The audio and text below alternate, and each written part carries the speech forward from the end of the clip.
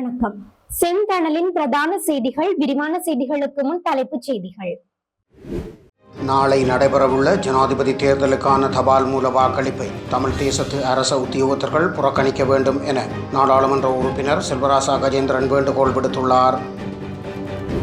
தியாக தீபம் திலீபனின் 37வது ஆண்டு நினைவு மாதத்தின் 3வது நாள் நிகழ்வுகள் இன்று கடைபிடிக்கப்பட்டுள்ளன. யாழ்ப்பாணம் நல்லூர் ஆலய சூழலில் இளைஞர்களின் குத்தாட்டம் தொடர்பில் யாழ் மாநகர சபை நடவடிக்கை எடுக்காமை குறித்து குற்றம் சுமத்தப்பட்டுள்ளது.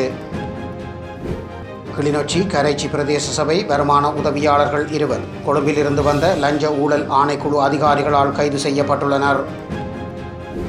2024ஆம் ஆண்டுக்கான தரம் 5 புலமை பரிசில் பரீட்சை தொடர்பான கால அட்டவணையை பரீட்சைகள் திணைக்களம் வெளியிட்டுள்ளது.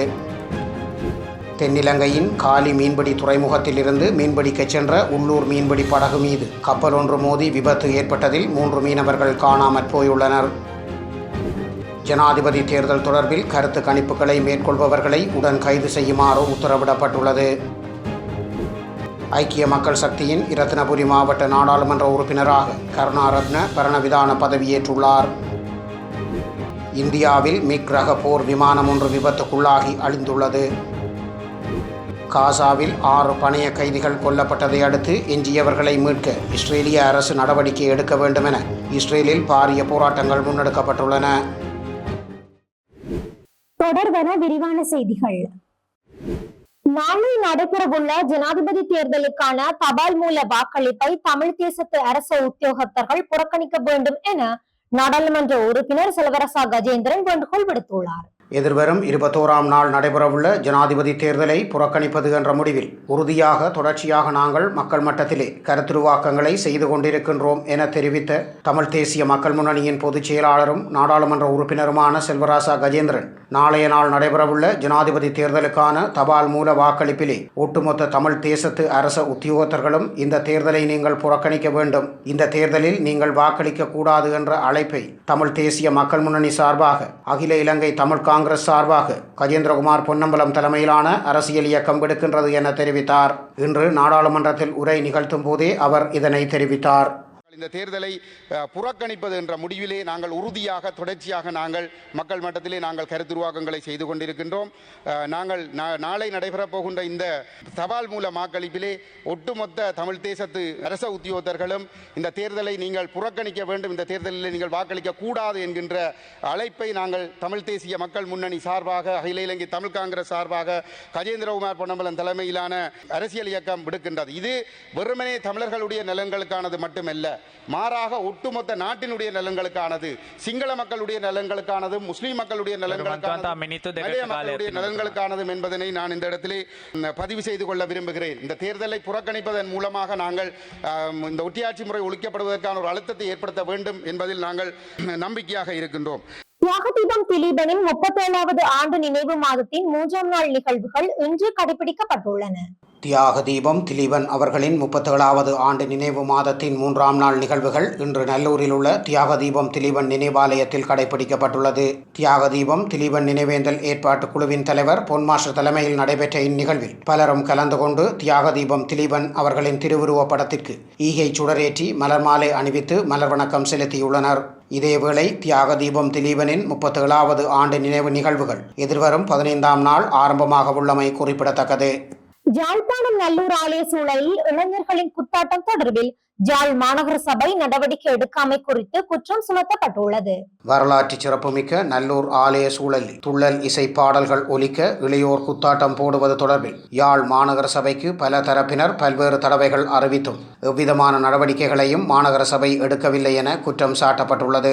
நல்லூர் திருவிழா காலங்களில் ஆலய சூழலில் மாநகர சபையினால் கடைகள் குத்தகைக்கு வழங்கப்படும் போது பக்தி கீதங்கள் மட்டுமே ஒலிபரப்பு செய்ய முடியும் எனும் நிபந்தனையுடனேயே கடைகள் வழங்கப்படும் என தெரிவிக்கப்படுகிறது. கடைகளை குத்தகைக்கு எடுத்தவர்கள் நிபந்தனைகளை மீறும் பட்சத்தில் மாநகர சபையினால் எச்சரிக்கையுடன் அறிவுறுத்தல்கள் வழங்கப்படுவதோடு அதனையும் மீறினால் ஒலிபரப்பு சாதனங்களை பறிமுதல் செய்யப்படும்.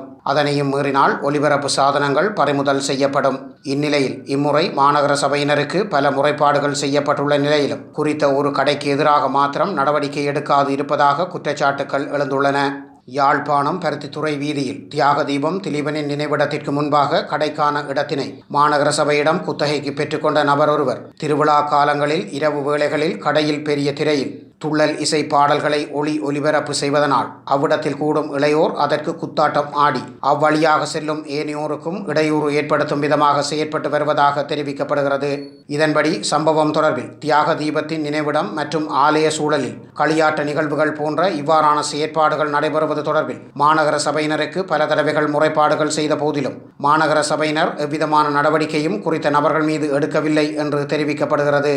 நல்லூர் ஆலய பூங்காவன உற்சவம் இன்றைய தினம் செவ்வாய்க்கிழமை மாலையும் நாளைய தினம் புதன்கிழமை வைரவர் சாந்தி உற்சவமும் நடைபெறவுள்ள நிலையில் பெருமளவான மக்கள் ஆலயத்திற்கு வருகை தருவார்கள் என எதிர்பார்க்கப்படுவதனால் பின்வீதியில் துள்ளல் இசை பாடல்களை போடும் குறித்த நபர்களுக்கு எதிராக மாநகர சபையினர் உடனடியாக நடவடிக்கை எடுக்க வேண்டும் என பலரும் கோரிக்கை விடுத்துள்ளனர். கிளிநொச்சி கரைச்சி பிரதேச சபை வருமான உதவியாளர்கள் இருவர் கொழும்பிலிருந்து வந்த லஞ்ச ஊழல் ஆணைக்குழு அதிகாரிகளால் கைது செய்யப்பட்டுள்ளனர். கொழும்பிலிருந்து வருகை தந்த லஞ்ச ஊழல் ஆணைக்குழுவினால் கிளிநொச்சி கரைச்சி பிரதேச சபை வருமான உதவியாளர்கள் இருவர் இன்று கைது செய்யப்பட்டுள்ளனர். குறித்த வருமான வரி உத்தியோகத்தர்கள் இருவரும் லஞ்சம் வாங்குவதாக ஆணைக்குழுவுக்கு இரகசிய தகவல் கிடைத்துள்ளது. அந்த தகவலுக்கு அமைய கிளிநொச்சிக்கு விஜயம் மேற்கொண்ட இளஞ்ச ஊழல் ஆணைக்குழுவினர் குறித்த வருமான வரி உத்தியோகத்தர்கள் இருவரையும் கிளிநொச்சி உருத்திரபுரம் பகுதியில் வைத்து கைது செய்துள்ளனர். கைது செய்யப்பட்ட 2 உத்தியோகத்தர்களும் ஆணைக்குழு அதிகாரிகளால் கொழும்புக்கு கொண்டு செல்லப்பட்டுள்ளனர். இதனை கரைச்சி பிரதேச சபையின் செயலாளர் உறுதிப்படுத்தியுள்ளதுடன் அவர் மேலதிக தகவல் எதனையும் வழங்கவில்லை என தெரிவிக்கப்படுகிறது. 2024 ஆண்டுக்கான தரம் 5 புலமை பரிசில் பரீட்சை தொடர்பான கால அட்டவணையை பரீட்சைகள் திணைக்களம் வெளியிட்டுள்ளது. 2024 ஆண்டுக்கான தரம் 5 புலமை பரிசில் பரீட்சை தொடர்பான கால அட்டவணையை பரீட்சை திணைக்களம் வெளியிட்டுள்ளது.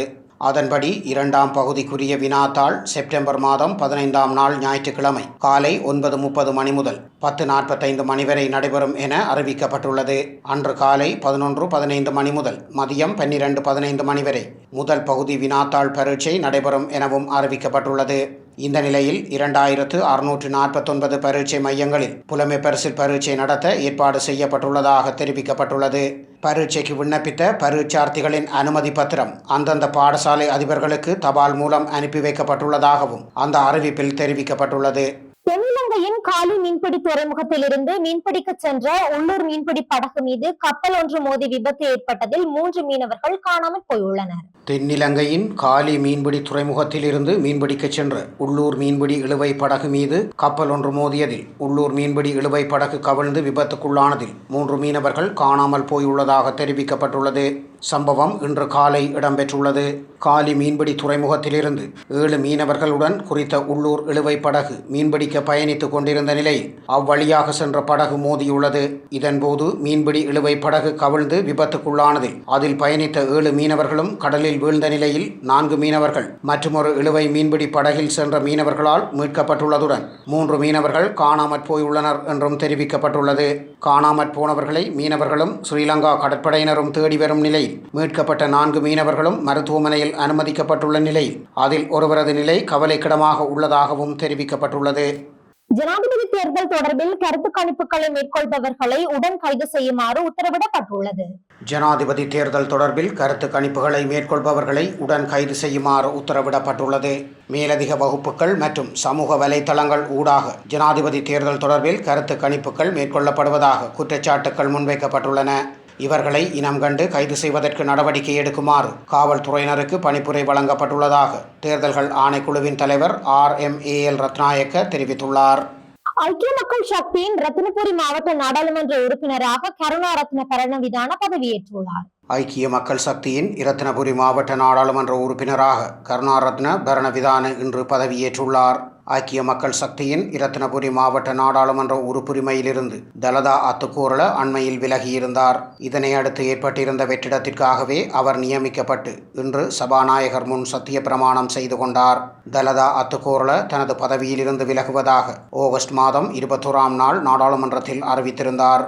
அன்று நாடாளுமன்றத்தில் உரையாற்றிய அவர் கட்சிக்குள் பல்வேறு கருத்து வேறுபாடுகளை காரணம் காட்டி நாடாளுமன்ற உறுப்பினர் பதவியிலிருந்து விலகுவதாக தெரிவித்திருந்தார். இதேவேளை 2020 ஆகஸ்ட் மாதம் நடைபெற்ற பொதுத் தேர்தலில் கருணாரத்ன பரணவிதான 36,787 வாக்குகளை பெற்றிருந்தமை குறிப்பிடத்தக்கது. இனி சர்வதேச செய்திகள். இந்தியாவில் மிக்ரக போர் விமானம் ஒன்று விபத்துக்குள்ளாகி அழிந்துள்ளது. இந்தியாவின் மிக்ரக போர் விமானம் திடீரென விழுந்து விபத்துக்குள்ளாகி தீப்பற்றி எரிந்து அழிந்துள்ளது. இந்த சம்பவம் ராஜஸ்தான் பார்மர் என்ற பகுதியில் உத்ராலி விமானப்படை தளம் அருகே இடம்பெற்றுள்ளது. தொழில்நுட்ப கோளாறு காரணமாக விபத்து நிகழ்ந்துள்ளதாக கண்டறியப்பட்டுள்ள நிலையில் விமானி அதிர்ஷ்டவசமாக காயங்களின்றி உயிர் தப்பியுள்ளார் என்றும் தெரிவிக்கப்பட்டுள்ளது. தகவல் அறிந்த மீட்பு படையினர் விபத்து நடந்த பகுதிக்கு சென்றுள்ளனர். அதேவேளை தொழில்நுட்ப கோளாறு காரணமாக இந்த விபத்து ஏற்பட்டதாக கூறப்பட்ட போதிலும் விபத்து குறித்து உயர்மட்ட விசாரணைக்கு விமானப்படை உத்தரவிட்டுள்ளது. காசாவில் 6 பணைய கைதிகள் கொல்லப்பட்டதை அடுத்து எஞ்சியவர்களை மீட்க இஸ்ரேலிய அரசு நடவடிக்கை எடுக்க வேண்டும் என இஸ்ரேலில் பாரிய போராட்டங்கள் முன்னெடுக்கப்பட்டுள்ளன. காசாவில் 6 பணைய கைதிகள் கொல்லப்பட்டதை அடுத்து எஞ்சியவர்களை மீட்க இஸ்ரேலிய அரசு நடவடிக்கை எடுக்க வேண்டும் என்பதை வலியுறுத்தி அந்நாட்டின் பல்வேறு நகரங்களில் போராட்டங்கள் இடம்பெற்றுள்ளன. இஸ்ரேல் மீது ஹமாஸ் அமைப்பினால் கடந்த ஆண்டு அக்டோபர் 7ஆம் நாளன்று தாக்குதல் நடாத்தப்பட்ட நிலையில் குறித்த தாக்குதலில் 1200 பேரை கொலை செய்ததுடன் சுமார் 250 பேரை பணைய கைதிகளாக பிடித்துச் சென்றனர். இந்த நிலையில் ஹமாஸ் அமைப்பினால் பணைய கைதிகளாக பிடிக்கப்பட்ட 6 பேரின் உடல்களை தெற்கு காசாவில் உள்ள சுரங்கப்பாதை ஒன்றிலிருந்து மீட்டுள்ளதாக இஸ்ரேலிய இராணுவம் நேற்று முன்னாள் தெரிவித்திருந்தது. இதனை அடுத்து இஸ்ரேலிய அரசுக்கு எதிராக அந்நாட்டின் ஜெருசலேம், டெல் அவிவ் உள்ளிட்ட நகரங்களில் நேற்று முன்னாளும் நேற்றும் பெரும் போராட்டங்கள் நடைபெற்றுள்ளன. அதன்படி ஹமாசுடன் போர் நிறுத்த ஒப்பந்தம் மேற்கொள்ளப்பட்டிருந்தால் பணைய கைதிகள் உயிரோடு வந்திருப்பார்கள் என்றும் இஸ்ரேலிய ஆட்சியாளர்களே இதற்கு பொறுப்பேற்க வேண்டும் எனவும் போராட்டக்காரர்கள் தெரிவித்துள்ளனர். குறிப்பாக ஜெருசலேமில் போராட்டக்காரர்கள் வீதிகளை மறித்து பிரதமரின் இல்லத்திற்கு வெளியே ஆர்ப்பாட்டம் செய்துள்ளனர். டெல் அவிவின் பிரதான நெடுஞ்சாலையில் கொல்லப்பட்ட பிணை கைதிகளின் படங்களுடன் கொடிகளை ஏந்தியவாறு பெருமளவானோர் போராட்டத்தில் ஈடுபட்டுள்ளனர். இதேவேளை இஸ்ரேலிய தொழிற்சங்கங்களின் அழைப்பை ஏற்று இன்று அந்நாட்டில் வேலைநிறுத்த போராட்டம் நடைபெற்று வருகிறது. இதனால் வர்த்தக நடவடிக்கைகள் கடுமையாக பாதிக்கப்பட்டுள்ளதாக தெரிவிக்கப்பட்டுள்ளது. மேலும் போராட்டத்தில் ஈடுபட்டுள்ள மக்கள் அனைவரும் இஸ்ரேலிய அரசு விரைவாக ஹமாஸ் அமைப்புடன் போர் நிறுத்த உடன்படிக்கையில் கையெழுத்திட வேண்டும் மற்றும் எஞ்சிய பணைய கைதிகளை மீட்க நடவடிக்கை எடுக்க வேண்டும் என்று வலியுறுத்தி வருகின்றமை குறிப்பிடத்தக்கது. இத்துடன் செய்திகள் நிறைவடைகின்றன. வணக்கம்.